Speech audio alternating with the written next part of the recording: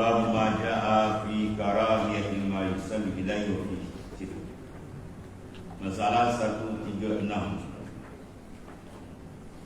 Bab yang datang dia menyatakan tegak barang yang disembahyangkan ma yusalla ilaihi, pada sembahyangkan kepada dan di dalamnya. Ketahui kira saudara beberapa tempat yang ditegah sembahyang berhadap kepadanya dan sembahyang di dalamnya. Iaitulah datang hadis yang dikeluarkan oleh Imam Tirmizi dengan katanya An Ibnu Umar anna Rasulullah sallallahu alaihi wasallam naha an yusalla fi sab'il mawaqit. Dimaksudkan bahwa ini mana karahah ma yusalla ilaihi wa fihi. Anna Rasulullah sallallahu naha an yusalla fi sab'i mawaqin fi mazbalah wal manzarah wal maqbarah wa qari'atil tariq wa fil hammam wa fil ma'aqinil ibil wa fawqa zahril bait. Diriwayatkan daripada Abdullah bin Umar, dia dan Umar bahwasanya Rasulullah SAW ditegahkan kerana sembahyang dalam 7 tempat. Yang pertama dalam tempat buang sampah dan tempat sembelih. Ialah gangguan tempat buang sampah kan penuh busuk, jadi mengganggu kedudukan sembahyang. Kemudian tempat sembelihan, di walaupun tempat-tempat yang mengganggu kerosakan itu adalah dimakruhkan. Ya, dimakruhkan. Sembahyangnya sah selama dia tidak tersentuh dengan najis, tapi kedudukan dia terganggu. Masalah tempat buang sampah dan tempat sembelih itu mengapa ditegah syarak padanya?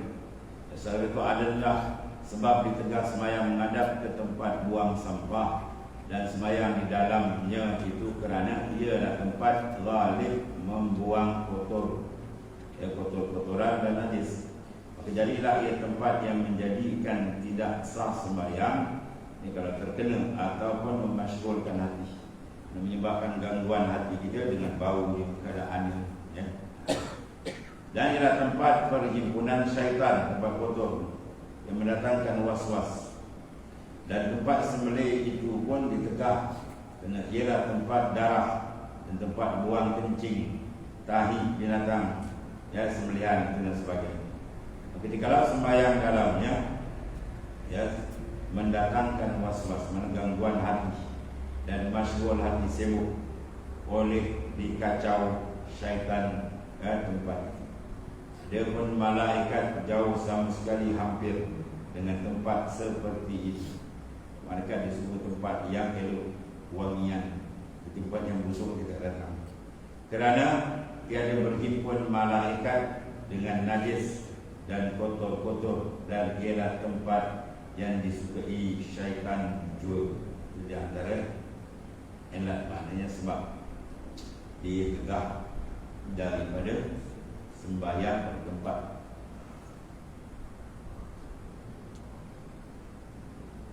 Dan kata saya nak berkata bagi saat Tirmizi pada hadis ini, iaitulah ditegah tempat sembahyang itu di atas tempat perkuburan makbar.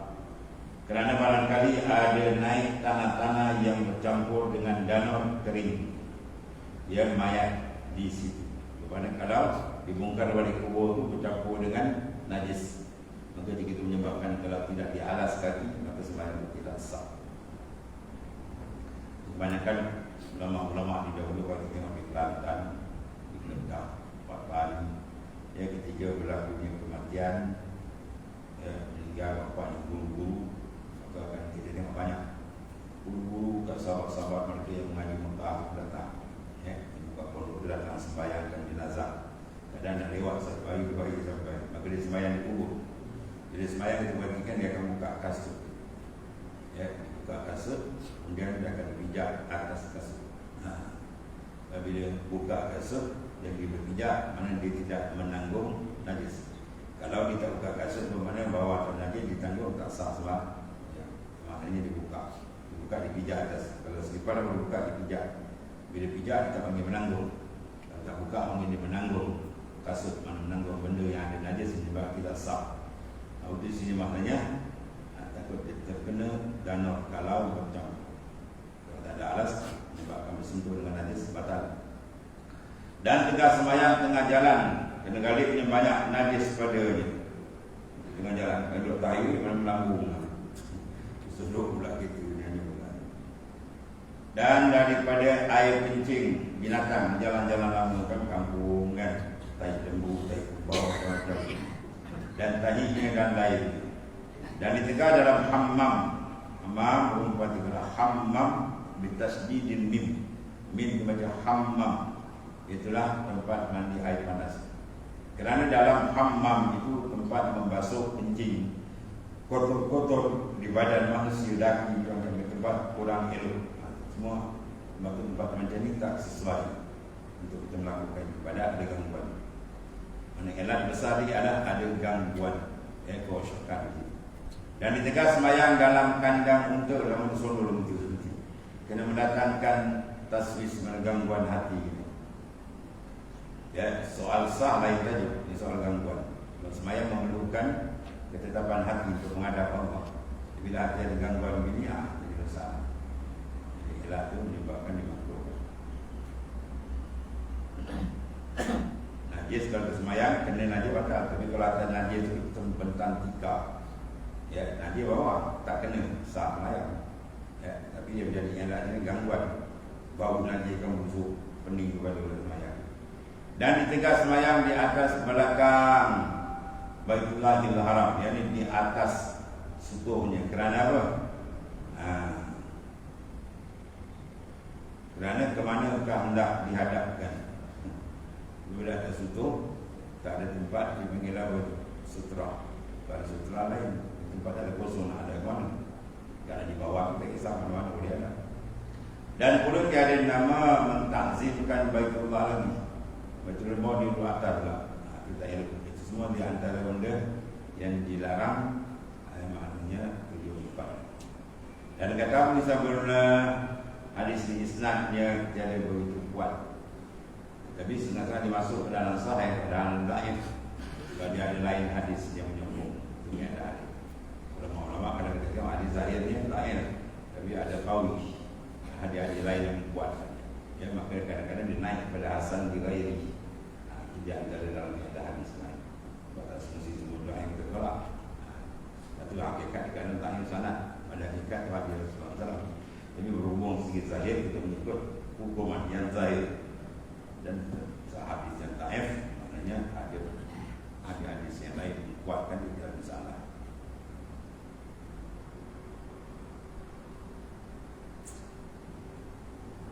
Kemudian bab majaa fi salat fi marabidil ghanam.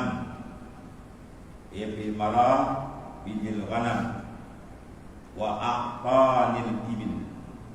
Baratnya mengatakan hadis sembahyang dalam tempat tidur biri-biri. Masuk kandang hangit bau dan hancing. Dan sembahyang itu pening balik. Baratnya di tengah. Menyatakan hadis sembahyang dalam tempat tidur biri-biri dan tidur unta. Tetapi kalian saudaraku dengan hadis yang akan datang ini menunjukkan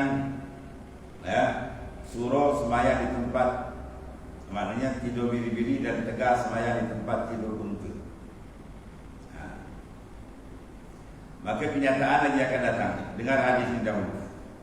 Kata an Abi Hurairah qala Rasulullah SAW, sallu bi marabidil ghanam wa la tusallu bil aqtanil ibil. Hadis hasan lagi sahih. Apa maksud hadisnya?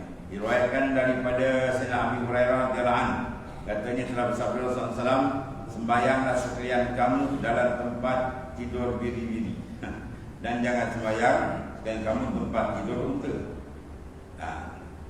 Kata Abu Isa dan berbabnya ada riwayat daripada Jabir bin Samurah, daripada Al-Barra dan Samurah bin Ma'bad Al-Jahili dan Abdullah bin Muwaffal dan Ibnu Umar dan Anas. Dan kata Abu Isa mengenai hadis Abu Hurairah ialah hadis hasan lagi sahih dan telah dikeluarkan oleh Imam Bukhari Muslim dalam sahih keduanya pada bab salat.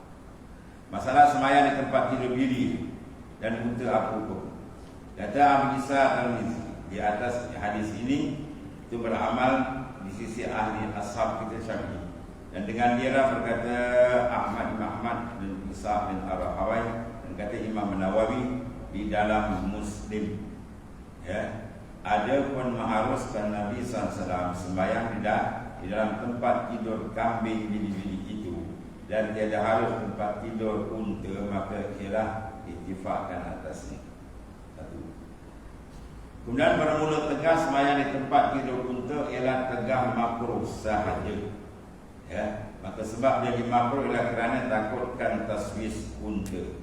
Ya, daripada ini bimbang, takutnya sepak dan sebagainya lah. Dan barangkali tidur bangkit ia dan tiada diam, ya, dalam berjalan susah mengganggu gitu. Dan bangkitnya itu barangkali dilanggarnya orang yang tengah sembahyang bersalahan bili-bili, maka tiada ditakut segala pekerjaan itu. Ya, nisbah maknanya dua ni gangguan untuk lebih besar. Ada bili-bili dia kecil kan. Kemudian sembahyang hampir dengan najis hukum lah. Dan kata Imam Syafi'i al-Qawm, maka barang siapa sembahyang di atas tempat yang ada pada kencing atau tahi bagi unta atau bili-bili atau cerit lembu, ya, ataupun tahi kuda dan tahi keldai dan lain, maka wajib atasnya ulang sembahyang. Barang siapa sembahyang atas tempat yang ada padanya kencing, mana dikenal najis maksudnya, maka wajib atasnya ulang. Kerana ini suatu semuanya ialah najis. Maka barang siapa sembahyang hampir dengan najis, maka sembahyangnya memadai. Atas saja makna apa? Dipijak atas, mana bersentuh, itu menjadikan tak sah. Ada pun hampir bermakna tidak sentuh, maka memadai. Mana hukum sekadar sah dengan tak sah, hukum dia sah, tapi maknanya gangguan itu makruh.